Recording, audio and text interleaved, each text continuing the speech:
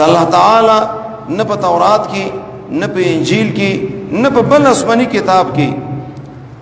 داسې قسمه سورتونه نه دي نازل کړي او نه قران پاک کې داسې سورتونه نازل کړي دي د ډیر اوچت شان والا سورتونه دي سوره اخلاص سوره فرق او سوره ناس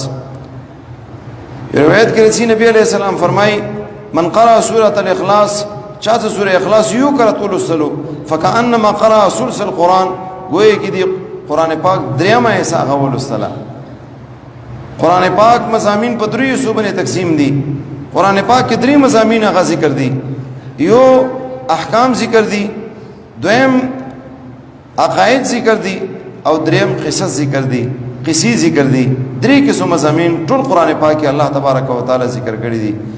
او په دې یو سورت کې سوره اخلاص کې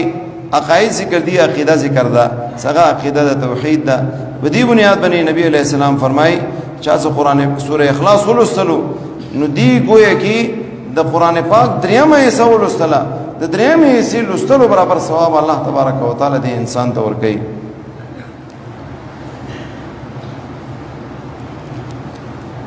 یو کس نبی علیہ السلام تراغلو یا رسول الله انی احب هذه السوره یا رسول الله ما سوره اخلاص سره ډیر زیات محبت تا نبی علیہ السلام ورته فرمایل ان حبك اياه ادخلك الجنه اتا محبت دی صورت سره دا بتا جنت ته داخلي دا داسي صورت ته څوک دي سره محبت کوي دې محبت په وجه باندې الله تبارک وتعالى دا انسان جنت ته داخلي کس نبی علیہ السلام تراغلو یا رسول الله کور کې فاقادا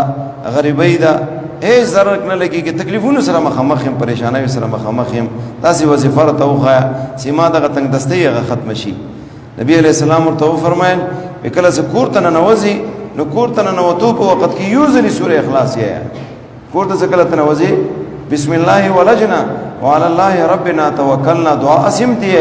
دي سره سره اعوذ بالله من الشیطان الرجیم بسم الله الرحمن الرحیم قل هو الله احد الله الصمد لم يلد ولم يولد ولم يكن له كفوا احد دغه سورته یې څنګه کور ته داخلي کی ډېر ورځې تیری شوی دغه صحابي نبی علیہ السلام تراغلو یا رسول الله کوم وظیفه تاسو ما ته خدلی و هغه وظیفه باندې ما عمل وکړو وی دومره فروانی په کور کې راغله دومره مال الله ما ترا کړو چې زه جمع کولو باندې سنبالولو باندې حیران چې د سره کې سنبال کم څه مسله د عقیده ده مسله د یقین ده ځکه انسان یقین مضبوط وي او هغه د نبی علیہ السلام په حدیث باندې صحیح نیت باندې هغه عمل کوي او په یقین باندې هغه عمل کوي چې څنګه نبی علیہ السلام فرمایلی دي مغه طریقې سره الله تبارک وتعالى معامله کوي نن هر یو سره پریشانی سره مخامخ تا تنگ دستی سره مخامخ تا یو بهترینه وظیفه ده کور ته نوځي نارینه او تام وای زنانه او تا بچي او تام وای کور ته نوځي سوره اخلاص یو کرته دی طریقې سره د کم تنگ دستی د تنگ دستی به الله تبارک وتعالى فروانی سره بدل کی یو روایت کې رسول نبی علیہ السلام فرمای اچا څه لس کرته سوره اخلاص تلاوت کړلو روزانه لس کرته سوره اخلاص چا تلاوت کړلو الله تبارک وتعالى د دې په بدل کې جنت کې یو محل ورته نصیب کی صحابه ورسکل یا رسول الله مونږ په دې وخت کې به ډیر زیات محلونه ځان ته جوړ کو لکه لس کرته سبحان سوره اخلاص لوستل د سکران کار نه ده مونږ ورېږي کې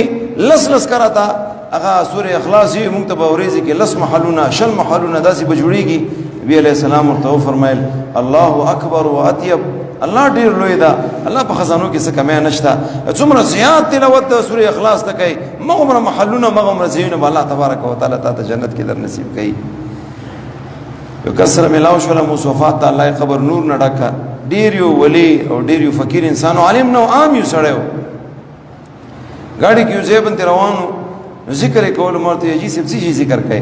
هغه خپل اسکار او خدای ودا ذکر کوم دا ذکر کوم دا ذکر کوم ریزي کې او بیر ته ویل ویزه پوریزی کې 3000 کرتا سوره اخلاص تلاوت کوم 3000 بار 3000 کرتا سوره اخلاص پوریزی کې هم روزانه معمول ده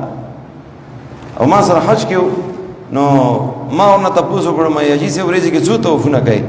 ورېزي کې شپاړس توفونه کوم کله ولس توفونه کوم او ډیر عمر ولو تقریبا 70 75 80 سال عمر ولو ورېزي کې شپاړس ولس توفونه کوم دا څنګه ده چې مثال تور سره سړی وي چې رسي عبادت کول غواړم خو لیکن وخت نشته نو دي دوی عبادت نشم کولای. نه الله صحیح ته طاقت ور کړی دا استعداد ور کړی دا خو لیکن کمزوري دي شي دا کمزوري دي همت ده.